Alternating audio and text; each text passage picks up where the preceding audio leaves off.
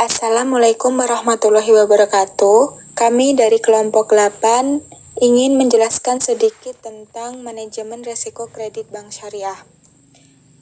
Yang beranggotakan saya sendiri Winda Lestari 1952310077 dan teman saya Fitri Wahyuningsih 1952310079. Langsung saja, pengertian risiko kredit. Menurut Undang-Undang Perbankan Nomor 10 Tahun 1998, kredit adalah penyediaan uang atau tagihan yang dapat dipersamakan dengan itu, berdasarkan persetujuan atau kesepakatan pinjam-meminjam antara bank dengan pihak lain yang mewajibkan pihak peminjam. Menurut Otoritas Jasa Keuangan tahun 2016, resiko kredit adalah resiko akibat kegagalan pihak lain dalam memenuhi kewajiban kepada lembaga keuangan yang memberikan kredit sesuai dengan perjanjian yang disepakati. Selanjutnya, profil risiko kredit. Secara historis, penerapan manajemen risiko pada bank. Dalam hal ini, Bank Indonesia sendiri baru mulai menerapkan aturan perhitungan kapital adekuasi rasio atau CAR pada bank sejak 1992. Bank dengan prinsip Islam lahir pertama kali di Indonesia tahun 1992. Islamic Financial Service Board atau IFSB telah merumuskan prinsip-prinsip manajemen risiko bagi bank dan lembaga keuangan dengan prinsip Islam. Pada 15 Maret 2005 yang lalu, exposure draft yang pertama telah dipublikasikan. Dalam eksekutif summary draft tersebut dengan jelas disebutkan bahwa kerangka manajemen risiko lembaga keuangan Islam mengacu pada Basel Accord 2 yang juga diterapkan perbankan konvensional dan disesuaikan dengan karakteristik lembaga keuangan dengan prinsip Islam. Selanjutnya, sumber-sumber risiko kredit. Sumber-sumber risiko kredit terbagi menjadi dua, yaitu faktor internal bank dan faktor eksternal bank. Faktor internal bank terbagi menjadi 5. Yang pertama, analisis kurang tepat sehingga tidak dapat memprediksi apa yang akan terjadi dalam kurun waktu selama jangka waktu kredit.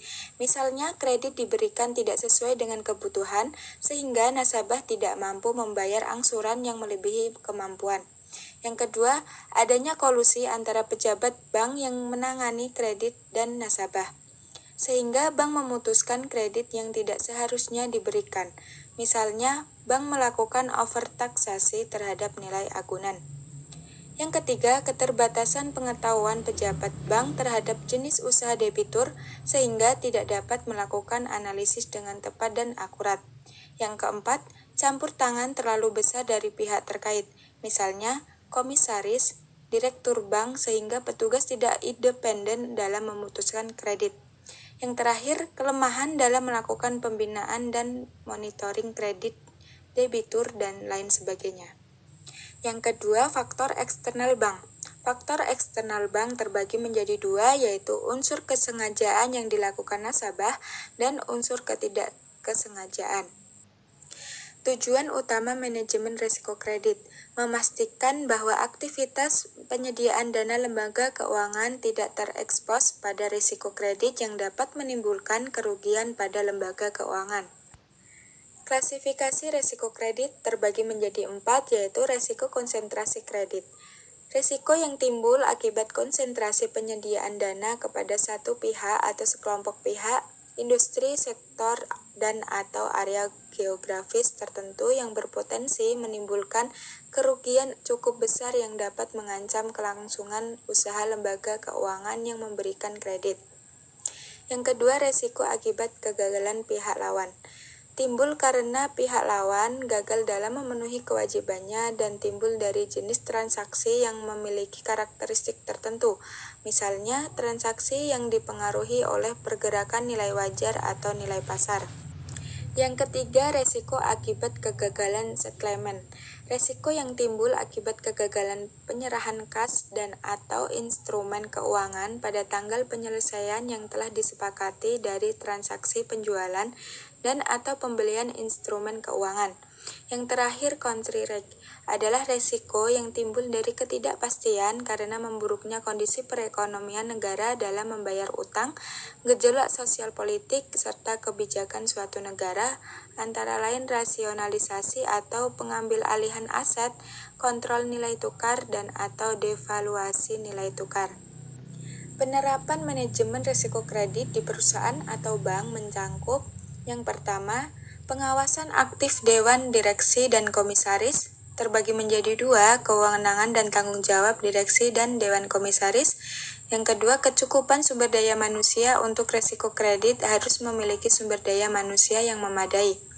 Yang kedua, kebijakan dan prosedur manajemen serta penetapan limit, terbagi menjadi 4, yaitu yang pertama, strategi manajemen risiko, yang kedua, tingkat risiko yang akan diambil dan toleransi risiko, yang ketiga, kebijakan dan prosedur manajemen risiko, yang terakhir, analisis kredit.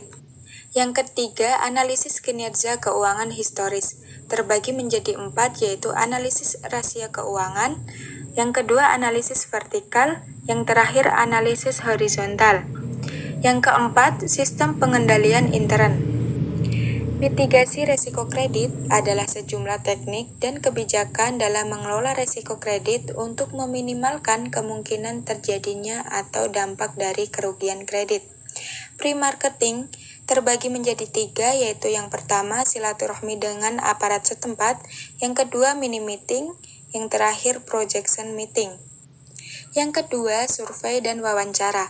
Survei dilakukan untuk mengetahui lokasi usaha nasabah serta menganalisa omset usaha nasabah agar tim MMS bisa mempertimbangkan beberapa pembiayaan yang akan diberikan untuk tahap awal.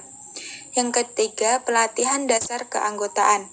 Terbagi menjadi 3, yaitu pelatihan, yang kedua, pembentukan grup dan sentra, yang terakhir, penentuan rumah atau lokasi sentra. Yang terakhir, maintenance nasabah.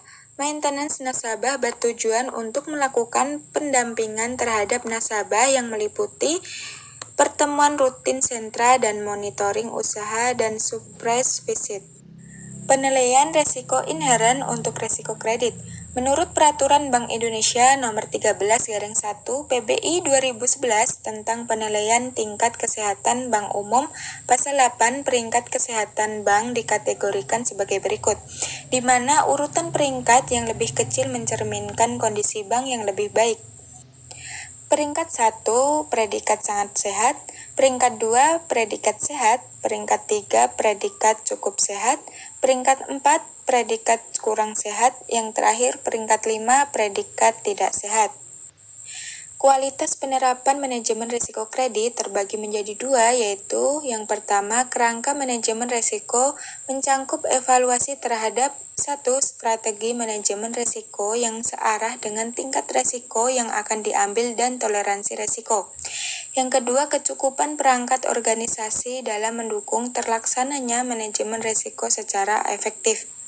Yang kedua, proses manajemen risiko, kecukupan sumber daya manusia, dan kecukupan sistem informasi manajemen risiko mencangkup evaluasi terhadap proses identifikasi, pengukuran, pemantauan, dan pengendalian risiko. Yang terakhir, studi kasus manajemen risiko kredit. Bank Indover atau bank komersial di Belanda telah dipelitkan oleh pengadilan pada 7 Oktober 2008 karena bank tersebut gagal membayar kewajiban jangka pendek yang jatuh tempo setara 92 juta US dollar. Bank Indover mengalami kesulitan likuiditas karena mengalami kredit macet yang sangat besar. Beberapa bank nasional lain diberitakan oleh berbagai media memiliki eksposur pada bank tersebut dengan jumlah lain yang bervariasi. Karena Bank Indover dipilitkan oleh otoritas moneter Belanda, maka bank tersebut tidak beroperasi lagi. Meskipun kasus tersebut belum selesai, namun bank-bank yang memiliki eksposur pada Bank Indover menghadapi resiko kredit. Sekian pembahasan dari kelompok kami, kurang lebihnya mohon maaf. Wassalamualaikum warahmatullahi wabarakatuh. Terima kasih.